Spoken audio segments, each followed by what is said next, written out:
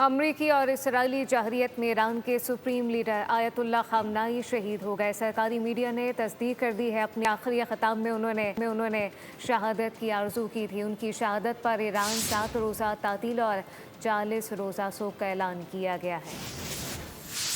ایران پر امریکہ اور اسرائیل نے پھر شب خون مارا۔ تہران میں کیا گیا حملہ خاصا مہلک رہا۔ اس کارروائی میں ایرانی سپریم لیڈر شہید ہو گئے۔ حملے میں آیت اللہ خامنائی کے اہل خانہ کی شہادت کی تصدیق بھی ہو گئی۔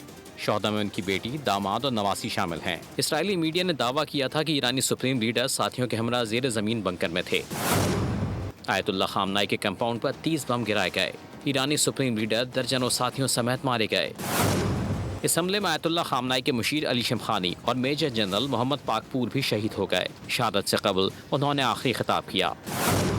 کہا، یا اللہ مجھے شہادت نصیب فرما، اے پروردگار مجھے شہداء کے ساتھ رکھنا۔ ان کی شہادت کے بعد سوگوار عوام انقلاب اسکوائر پر جمع ہو گئی۔ مشہد میں امام رضا کے روضے پر سیاہ پرچم لہرا دیا گیا۔ آیت اللہ خامنائی کی شہادت پر ایران بھر میں 7 روزہ تعطیل اور 40 روزہ سوگ کا اعلان کیا گیا ہے۔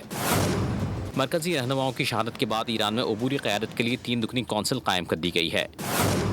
ایرانی میڈیا کے مطابق صدر، چیف جسٹس اور نگہباں کونسل کے ایک فقیہ پر مشتمل عبوری کونسل تمام قیادت کے فرائض سنبھالے گی۔